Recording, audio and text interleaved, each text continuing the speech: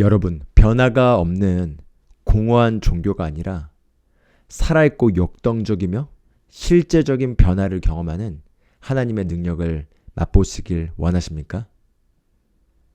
우리가 공허한 그런 여타 다른 죽은 종교가 아닌 실제적이고 살아있는 기독교를 경험하길 원한다면 반드시 우리는 성령님의 사역을 이해해야 합니다. 성령님이 없는 기독교는 여타 다른 종교와 다를 바 없이 죽은 종교에 불과할 것입니다. 그러나 기독교는 죽은 종교가 아닙니다. 기독교는 우리를 창조하신 하나님께서 실제적으로 우리 삶에 개입하셔서 우리 삶에서 변화와 놀라운 기적을 매일 체험하는 일상이 되는 것이 바로 정상적인 기독교라고 할 수가 있겠습니다. 그리고 이 실제적이고 역동적인 하나님의 능력을 경험하는 열쇠는 바로 우리 안에서 일하시는 성령님의 사역을 얼마나 우리가 누리고 경험하느냐에 달려 있습니다. 오늘 이 시간 함께 나누길 원하는 건 바로 성령님의 사역입니다. 성령님이 우리에게 주어졌습니다. 그리고 이 성령님이 오셔서 하신 일이 무엇인지를 우리가 알고 그 성령님의 사역을 우리가 누리기 시작한다면은 저와 여러분의 삶은 계속해서 매일매일 생명이 넘치고 역동하고 그리고 변화가 끊임없이 따라오는 삶을 살 수밖에 없습니다. 오늘 함께 성령님의 사역에 관해서 말씀을 나누길 원합니다. 지난 시간에도 나눴지만 고린도전서 2장 그리고 12절 말씀을 먼저 본문 성경 구절로 함께 읽어보길 원합니다. 12절에 이렇게 얘기합니다. 이제 우리가 세상의 영을 받지 아니하고 하나님으로부터 온 영을 받았으니 이것은 우리가 하나님께서 우리에게 값없이 주신 것들을 알게 하려 함이라. 고린도전서 2장 12절이 성령님의 사역에 대해서 잘 요약해주고 있습니다. 우리가 이 세상의 영, 여기서 이 세상의 영은 어둠의 영을 가리킵니다. 그런데 우리가 거듭나고 이제 하나님의 자녀가 돼서 구원받게 되고 성령님을 우리 안에 모셔드리게 됐다면 우리는 더 이상 이 어둠의 영, 세상의 영을 받은 것이 아니라 우리는 하나님으로부터 난 하나님의 영을 받았습니다. 바로 이 하나님의 영은 성령님이신 거죠. 그런데 그 성령님을 우리가 받았는데 그 성령님이 우리에게 주어진 목적이 있다는 것입니다. 하나님께서 이 목적으로 하나님의 영이신 성령님을 우리에게 부어주셨는데요. 바로 이 성령님은 하나님께서 예수 그리스도를 통해서 우리에게 은혜로 값없이 주신 것들을 깨닫게 하기 위해서 보내주셨다고 얘기하고 있습니다. 그래서 성령님의 사역 또는 성령님의 역할은 하나님이 우리에게 그리스도 예수 안에서 복음을 통해서 주신 그 은혜의 유업들을 깨닫게 하고 우리 삶에서 경험시켜 주도록 하는 것이 바로 성령님의 사역이라고 할 수가 있겠습니다.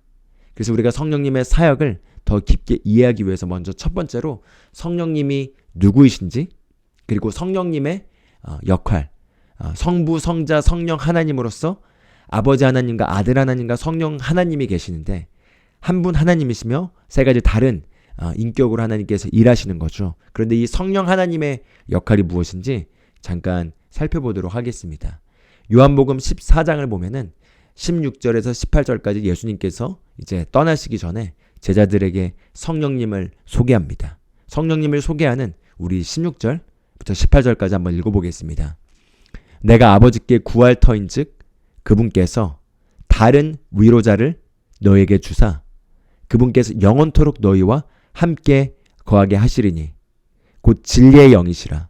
세상은 그분을 받아들이지 못하나니 이는 세상이 그분을 보지도 못하고 알지도 못하기 때문이라. 그러나 너희는 그분을 아나니 이는 그분께서 너희와 함께 거하시며 또 너희 속에 계실 것이기 때문이라. 내가 너희를 위로 없이 버려두지 아니하고 너희에게로 오리라. 이렇게 얘기하고 있습니다. 예수님의 제자들은 예수님을 만나고 자신의 모든 것들을 버리고 예수님을 쫓았습니다. 그래서 3년 반 동안 예수님을 함께 따라다니며 자신의 삶의 모든 것들을 걸었던 거죠. 그들에게 있어서 예수님은 그들의 위로자셨고 그들의 선생님이셨고 또 그들의 돕는 분이셨습니다. 그래서 예수님께서 이제 십자가에 처형되시고 부활하시고 하늘 보좌로 승천하시게 되면 더 이상 제자들과 함께 잊지 않게 될 걸 아셨기 때문에 예수님께서 성령님을 소개하고 계신 것입니다. 여기 16절 보면은 내가 아버지께 구할 터인즉 그분께서 다른 위로자를 너희에게 주사 이렇게 얘기합니다. 그리고 그 위로자는 영원토록 너희와 함께 거하게 하시리니 이렇게 얘기하고 있습니다. 여기서 다른 위로자라는 단어를 보면은 이 다른이라는 단어가 예수님께서 나와 다른 내가 여러분들에게 지금 위로자로서 역할을 하고 있는데 나와 다른 위로자를 아버지께서 보내주실 것입니다. 이렇게 얘기하고 있는 것입니다. 그런데 여기서 다른이라는 단어가 헬라어를 보면은 같은 종류의 다른 것을 쓸 때 사용되는 다른이라는 단어가 있고 완전히 다른 종류를 쓸 때 사용되는 다른이라는 단어가 있습니다. 그래서 이 완전히 다른 종류, 예를 들어 컴퓨터와 카메라는 완전히 다른 거죠. 그런 다른을 쓸 때는 헤테로스라는 단어를 쓰고 제가 지금 사용하고 있는 이 컴퓨터와 아주 동일한 성능의 완전히 동일한 모델이 바로 옆에 있다면은 이건 같은 종류인 거죠. 그렇지만 이 같은 것에 다른을 얘기할 때는 알로스라는 단어를 쓰는데 예수님께서 여기서 헤테로스라는 단어를 쓰지 않고 알로스라는 단어를 쓰셨습니다. 즉 나와 동일한 그러나 내가 아닌 나와 동일한 분을 아버지께서 보내주실 것인데 이렇게 얘기하고 있는 거죠. 그리고 여기서 위로자라는 단어 영어로는 comforter라고 쓰여졌는데 헬라어 원어를 보면은 파라클레토스라는 단어가 쓰입니다. 그리고 이 파라클레토스라는 단어는 그 당시 지금 우리의 이해로는 법정에서 변호인을 위해서 변호해주는 변호사와 같은 역할을 하는 것이 파라클레토스라고 우리가 그 단어 뜻을 이해해 볼 수 있겠습니다. 즉 저와 여러분을 변호해주는 예수님께서 제자들을 변호해 주셨던 거죠. 바로 저와 여러분을 변호해주는 예수님과 똑같은 분을 아버지께서 보내주실 것이고 그분은 우리 안에 거하셔서 우리와 영원토록 함께 있을 것이라고 예수님께서 이렇게 성령님을 소개해주고 있는 것입니다. 확대 번역 성경을 보면은 16절에 위로자인 파라클레토스 성령님에 대해서 이렇게 여러 가지 의미로 이렇게 번역이 났습니다. 한번 보시면요. 이렇게 카운셀러 상담자 라고 또 이렇게 번역이 되고요. 또 돕는 자, helper, 돕는 자로 번역이 되고요. 또 intercessor, 중보자로 또 번역이 되고요. 그리고 또 advocate, 변호자, 변호사로 또 이렇게 옹호해 주는 자로 이렇게 번역이 될 수 있겠습니다. 또 strengthener, 힘 주시는 자로 또 번역이 되고요. and standby, 항상 대기하시는 자, 이렇게 항상 대기하시는 분으로 또 성령님이 번역될 수가 있겠습니다. 그렇습니다. 이게 바로 우리를 변호해 주시는 바로 파라클레토스이신 성령님의 그 여러 가지 역할들을 보여주는 것이라고 할 수 있겠습니다. 성령님은 우리를 위로해 주시고 우리를 도와주시고 우리를 변호해 주시고 우리에게 힘을 주시고 그리고 우리를 가르치시고 또 우리를 인도해 주시고 우리를 항상 우리 옆에서 대기하시는 분으로서 우리 안에 오셨습니다. 그래서 그 성령님을 예수님께서 이렇게 소개하고 계신 거죠. 그래서 우리가 잠깐 이 성령님에 대해서 정확하게 그 개념을 짚고 넘어가면 좋겠습니다. 우리가 자칫 잘못하면 성령님은 하나님의 일을 심부름하는 어떤 하나님의 능력 이렇게 우리가 생각할 수 있지만 우리가 기독교의 가장 중요한 핵심 교리 중에 하나가 삼위일체 하나님입니다. 이 삼위일체 하나님은 바로 하나님은 한 분이시지만 세 가지 각계 다른 인격으로서 나타내시고 계시되었다는 거죠. 바로 아버지 하나님, 성부, 그 다음에 아들 하나님, 성자, 그리고 성령 하나님, 바로 성령으로서 성부, 성자, 성령으로서 하나님은 한 분이시지만 이렇게 세 가지 다른 인격체로서 등장하십니다. 그래서 우리가 이 성부, 성자, 성령의 역할을 정확하게 이해할 필요가 있습니다. 왜냐하면 성령님이 하시는 역할과 또 아들 하나님이신 예수님이 하시는 역할, 또 아버지 하나님이신 아버지께서 하시는 역할이 각각 다르기 때문이고 우리가 그리스도인으로서 우리가 성령님의 역할을 정확하게 알고 이해해야지 성령님의 사역의 유익을 누릴 수 있기 때문입니다. 그래서 고린도 후서 13장 14절을 보면은 우리가 사도 바울이 성부, 성자, 성령의 역할을 잘 보여주는 이 성경 구절을 볼 수 있습니다. 한번 같이 읽어보길 원합니다. 고린도 후서 13장 14절을 보면 이렇게 얘기합니다. 주 예수 그리스도의 은혜와 하나님의 사랑과 성령님의 교통하심이 너희 모두와 함께 있을지어다. 여기 지금 삼위의 하나님이 등장하시죠. 주 예수 그리스도의 은혜와, 즉 성자이신 하나님의 아들 하나님이신 주 예수 그리스도의 은혜와, 그리고 하나님의 사랑에서 이 하나님은 성부, 아버지 하나님을 얘기할 수 있겠습니다. 아버지 하나님의 사랑과, 그리고 하나님의 영이신 성령 하나님이신 성령님의 교통하심이 여러분 모두와 함께하길 원합니다. 이렇게 얘기하고 있습니다.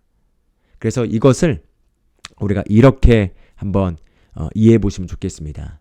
아버지 하나님은 그 뜻을 결심하시는 분이십니다. 아버지 하나님은 한 번도 보좌를 떠나신 적이 없고 항상 보좌에 계십니다. 그런데 그 보좌에 계신 아버지 하나님의 뜻이 정해지게 되면은 그 뜻을 실행하기 위해서 바로 움직이시는 분이 예수 그리스도라고 우리가 이해해 보시면 좋겠습니다.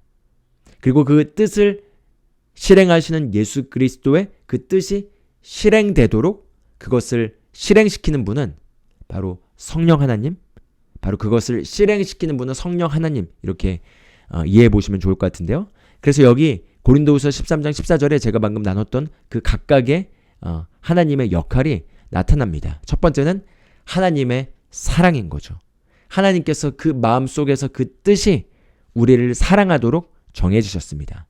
그래서 아버지의 결심이, 하나님 아버지의 결심이 우리를 향해서 사랑으로 정해지자 이제 그 뜻을 실행하도록 아들 하나님이신 예수 그리스도께서 오셔서 속량사역을 이루심으로써 그분께서 우리를 대신하여 값을 지불하시고 그리고 부활하심으로써 바로 예수 그리스도의 은혜, 즉 우리의 어떠함과 상관없이 그리스도께서 행동하신 그 일로 말미암아 우리에게 은혜가 선물로 제공되었습니다.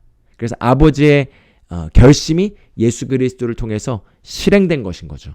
그래서 바로 예수 그리스도의 은혜와 그 다음에 예수 그리스도께서 그렇게 그 일을 실행하셨는데 실행하셔서 이제 제공된 것이 실제로 우리에게 경험되게 하도록 하는 역할을 하는 분이 바로 성령님이시라는 겁니다. 그래서 성령님의 교통하심과 이렇게 이걸 정리해 볼 수 있겠습니다. 그래서 사실 아버지 하나님, 아들 하나님, 성령 하나님의 역할을 한번 이해하기 쉽게 이렇게 생각해 볼 수 있겠습니다. 만약에 제가 이 방에 전등을 불을 켜길 원한다면은 제가 전등에 불을 켜길 원합니다. 라는 뜻이 정해지는 건 바로 아버지 하나님의 역할이라고 할 수 있겠습니다. 아버지 하나님의 역할은 그 뜻이 정해지는 것입니다. 그런데 그 뜻이 정해져서 제가 얘기해서 그가 불을 만약에 키로 움직이기 시작했다면 불을 키로 움직여서 가는 그것이 바로 아들 하나님이신 예수 그리스도의 역할이라고 할 수가 있겠습니다. 그럼 이제 아들 하나님이신 예수 그리스도께서 불을 키로 가셔서 그 불 스위치 버튼을 눌렀을 때 그 스위치 버튼 눌렀을 때 그 배후에 있는 메커니즘이 작용해서 불이 켜지게 하도록 하는 그 능력을 제공하시는 분은 바로 성령 하나님이시라는 거죠. 그래서 그것을 우리가 창세기에서 하나님께서 태초에 인류를 창조하시고 천지를 창조하실 때 내력을 통해서도 아버지 하나님, 아들 하나님, 성령 하나님의 역할을 볼 수 있습니다. 창세기 1장 1절에서 3절을 보면은 아버지 하나님께서 태초에 천지를 창조하실 계획을 세우셨습니다. 그래서 하나님의 그 의지가 정해져서 이제 아들 하나님이 아직 아들로서 나타나시기 전에는 말씀으로 계셨던 거죠. 바로 말씀이 보내집니다. 빛이 있으라. 예. 아버지의 뜻이 정해지고 그 뜻이 표현되어서 그것을 실행하도록 말씀이 보내진 것입니다. 바로 예수 그리스도께서 보내진 것입니다. 빛이 있으라.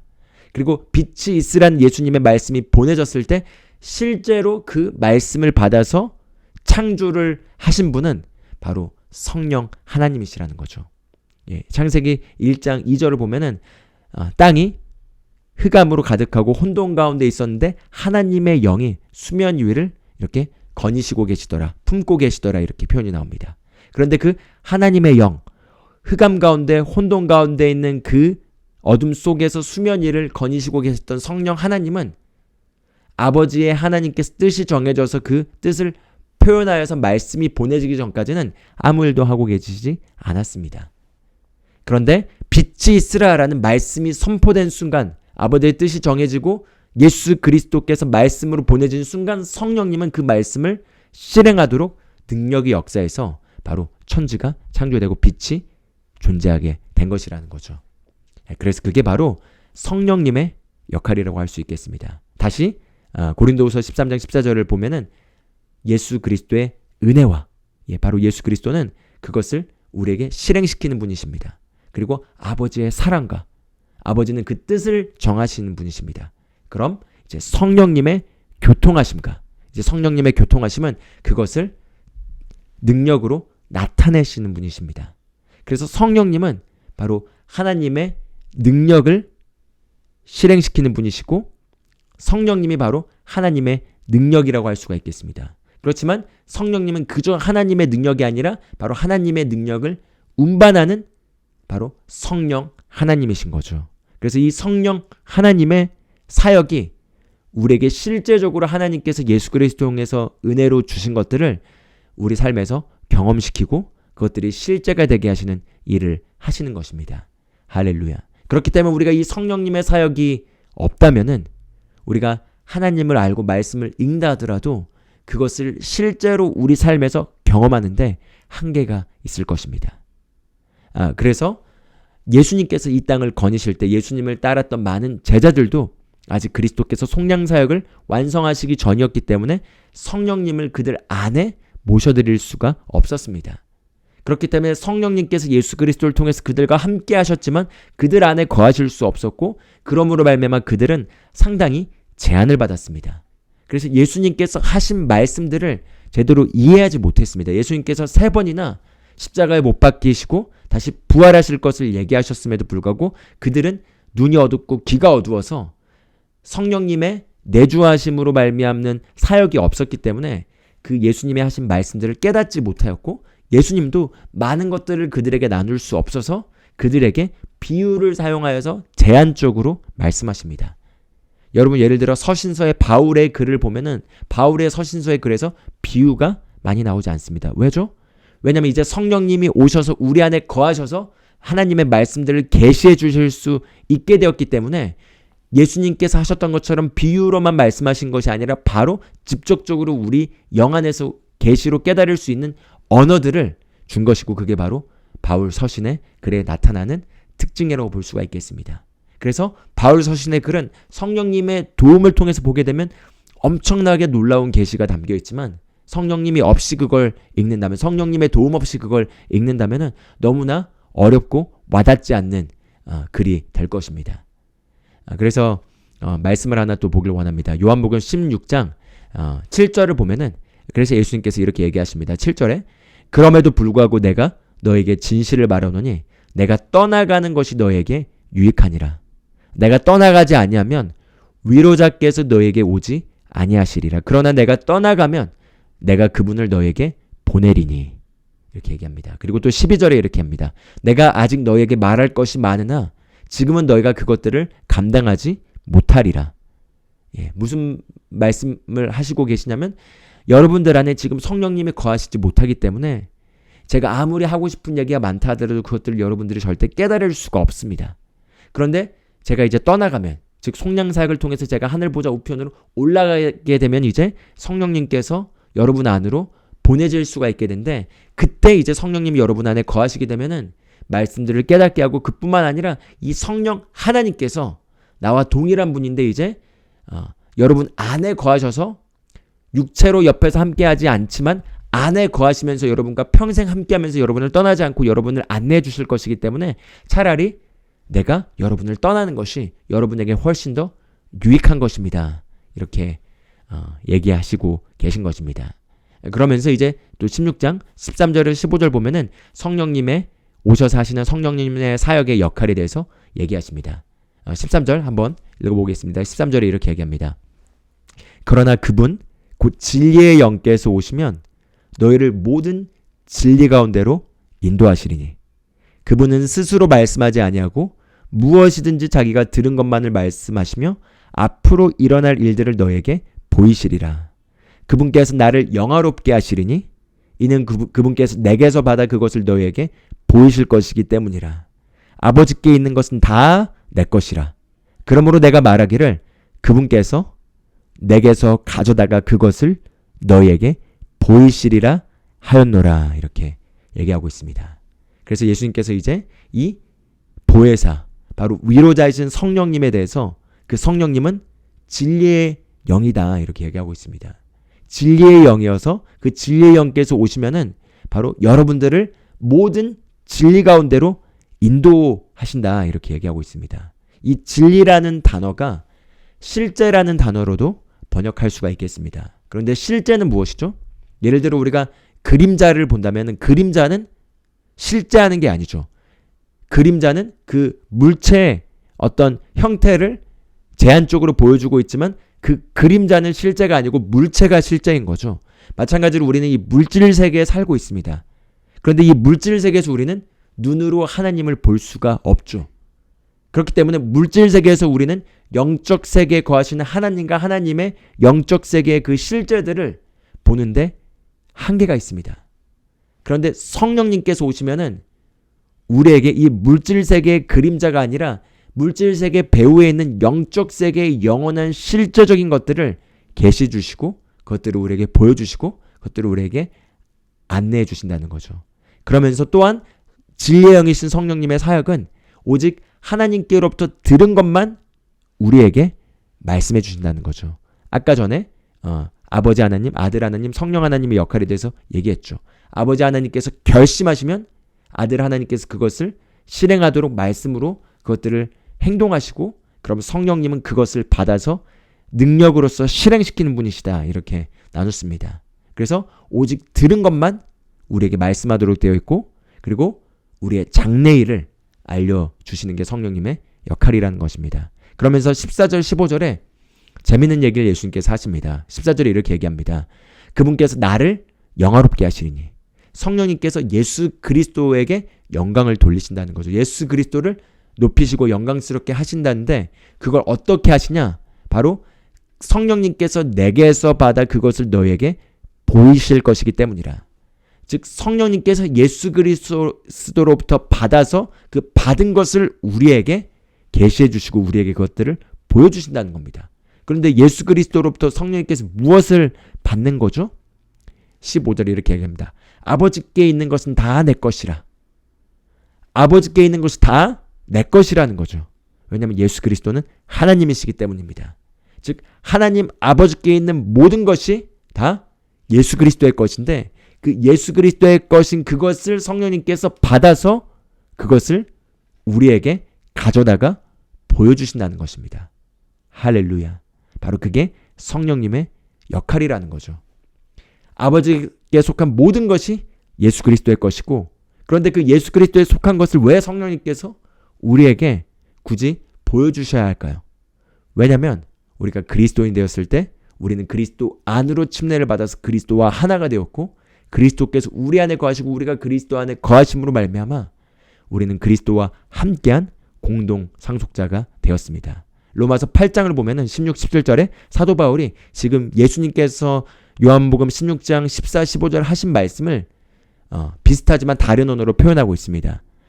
이렇게 얘기합니다. 16절 성령께서 친히 우리의 영과 더불어 우리가 하나님의 자녀인 것을 증언하시나니 성령께서 우리의 영과 더불어 우리가 하나님의 자녀라는 것을 증언하신다는 거죠. 그런데 증언을 어떻게 하신다는 거죠? 17절에 보면 자녀라면 그 하나님의 자녀가 무슨 말이냐? 바로 하나님의 상속자라는 것입니다. 상속자요. 그리고 하나님의 상속자인데 하나님의 상속자가 무엇이냐? 바로 그리스도와 공동 상속자니라 이렇게 얘기하고 있습니다.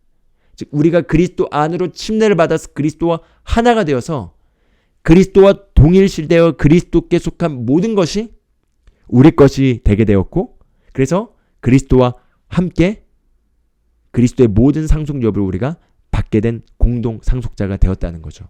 그런데 그리스도께 속한 게 뭐라고 했죠? 예수 그리스도께서 말씀하시기를 무릇 아버지께 있는 모든 것이 다 내 것이다. 그런데 우리가 그리스도와 함께한 공동상속자이기 때문에 성령님께서 그리스도께 속한 그 모든 것을 가져다가 우리에게 보여주신다는 것입니다. 그래서 그것을 우리의 영에다가 계시하시고 그래서 친히 우리의 영과 더불어 우리가 하나님의 자녀인 것을 증언하신다는 거죠. 여기서 이 증언한다는 건 증거를 가지고 우리에게 나타내신다는 것입니다. 할렐루야. 네, 바로 이것이 성령님의 사역인 것입니다. 그래서 오늘 이 내용들을 우리가 참고했다면 아까 전에 우리가 본문 성경 구절로 봤던 고린도전서 2장 12절이 분명하게 다시 더 이해가 됩니다. 우리가 세상의 영을 받지 아니하고 하나님께로부터 난 하나님께로부터 온 영을 받았으니 성령님을 받았다는 거죠. 즉 하나님께서 우리에게 은혜로 주신 것을 알게 하려 하심이라. 바로 그게 성령님의 사역인 것입니다. 성령님의 사역은 바로 하나님께서 예수 그리스도를 통해서 우리에게 은혜로 주신 것들을 우리가 실제로 우리 삶에서 증거될 수 있도록 우리 안에 오셔서 그것을 증거하시는 분이시라는 거죠. 바로 그것을 어떻게 증거하시냐? 능력으로서 증거하시는 분이십니다. 그래서 이 성령님의 사역은 능력으로서 그것이 증거됩니다. 능력으로서 증거된다는 건 우리가 오감이 알 수 있을 만큼 그것이 실제적으로 경험된다는 것입니다. 영적인 영역에 있는 추상적인 얘기만을 하는 것이 아니라 영적인 영역에 있는 것이 실제로 경험되도록 하나님의 능력으로서 성령님이 역사하셔서 그것이 우리에게 치유로, 그것이 우리에게 기적으로, 그것이 우리에게 공급으로, 그것이 예수 그리스도의 사랑에 대한 실제적인 계시로, 그리고 아버지의 사랑에 대한 실제적인 계시로 우리에게 나타나도록 되어 있다는 것입니다. 할렐루야. 그래서 이 성령님의 사역을 우리가 누리기 시작하면 더 이상 머릿속에서 지성으로 접근하는 기독교가 아니라 지성에서 영성으로 넘어가게 되는, 바로 영에서부터 그냥 깨달아 계시로 알게 되는, 그래서 지적 동의가 아니라 그냥 영으로 알고 믿게 되는 바로 실제적인 능력 있는 기독교의 그리스도인의 삶으로 우리가 들어가게 됩니다. 그것이 바로 이 성령님의 사역의 열쇠라고 할 수가 있겠습니다. 제가 이 성령님의 사역을 경험하기 전에 제 신앙생활의 삶의 모습을 돌아보면은 하나님의 말씀을 눈으로 보고 읽고 그것을 지성으로 이해해서 그렇게 살려고 애쓰고 노력했음에도 불구하고 제 인간의 한계에 계속해서 부딪히고 말씀을 이해하는데 어려움과 한계를 겪었으며 여전히 죄의 문제와 씨름하며 제 인간의 타고난 한계를 이기지 못하는 그런 고군분투하는 신앙생활을 보냈습니다. 그런데 제가 성령님을 받고 그리고 이 성령님의 사역을 이해하고 그리고 또 특히 방언으로 기도하면서 영 안에서 성령님의 사역이 제 안에서 활성화되기 시작하면서 머리로 복잡하게 이해하지 못하고 난잡하게 있던 성경 말씀 구절들이 하나하나 정리되면서 클리어하게 하나님의 생각이 아닌 것들은 다 벗겨지게 되고 하나님의 생각과 일치하는 바로 그 하나님의 말씀이 분명하고 실제적으로 제 안에 계시되기 시작한 걸 경험하게 됩니다.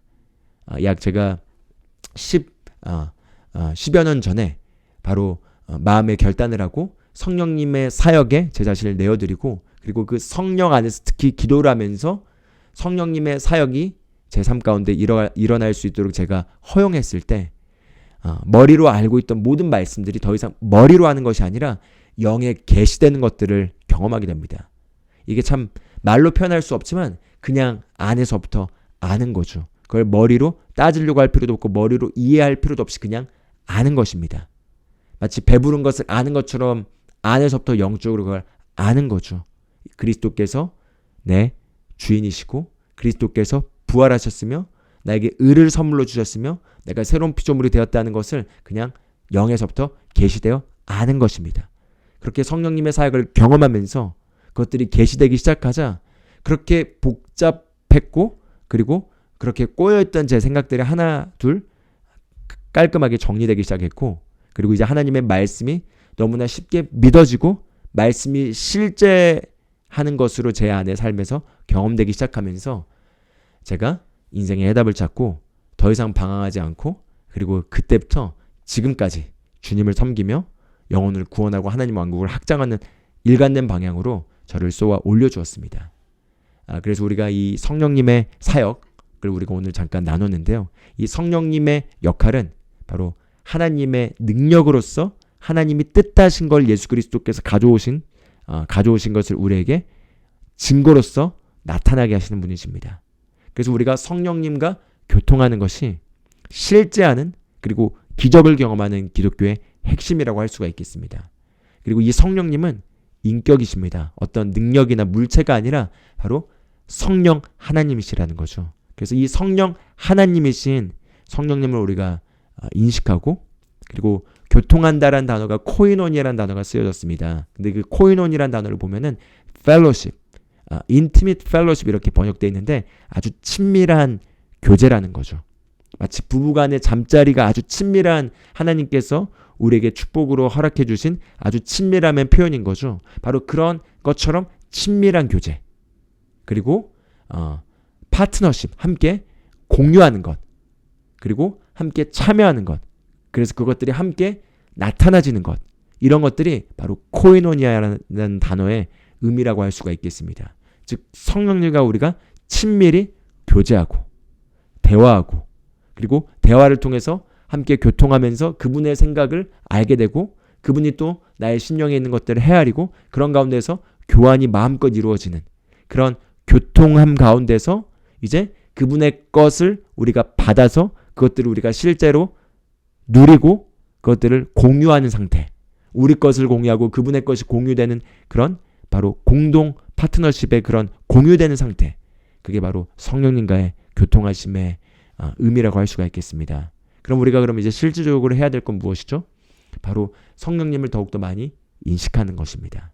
4월 한 달 동안에 특별히 우리가 더 성령님을 인식하고 그리고 성령님과 교제하고 성령님과 대화하고 그리고 성령 안에서 기도하면서 성령님의 사역에 우리 자신을 더 내어드리고 그리고 성령님이 하시는 말씀에 우리가 귀 기울이고 순종하고 그리고 성령님을 근심시키지 않고 그리고 그 성령님이 행하시는 그 능력을 우리 삶에서 경험하면서 더 이상 글로만 읽히고 삶의 경험이 안 되는 괴리감 있는 신앙생활이 아니라 글에 있는 성경에 있는 그 내용들이 그대로 내 삶에서도 동일하게 경험되면서 능력에서 능력으로 영광에서 영광으로 실제에서 실제로 앞으로 위로만 가는 그런 정말 하나님이 원래 의도하신 그리스도인의 삶을 경험하게 되시기를 주님의 이름으로 축복합니다.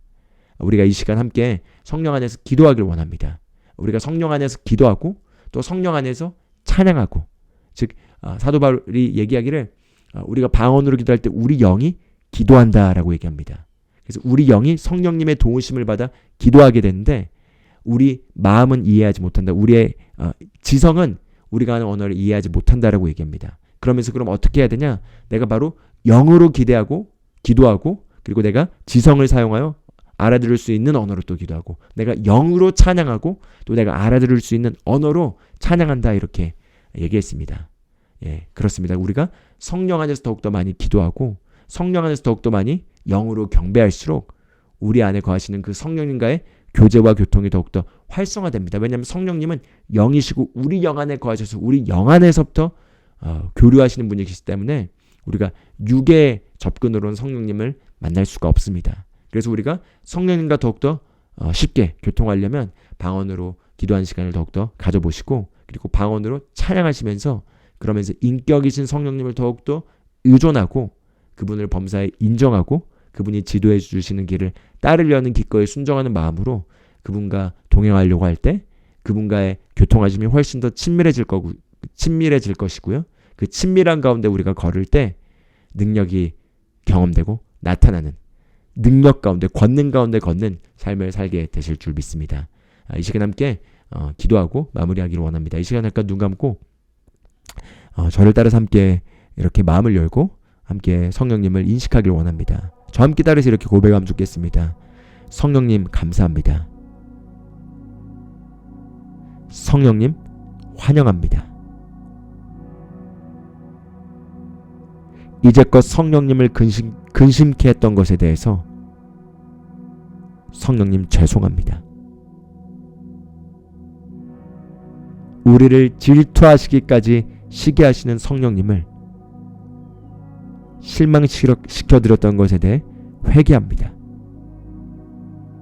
성령님 이 시간 우리의 마음을 교정하시고 우리 마음을 책망하셔서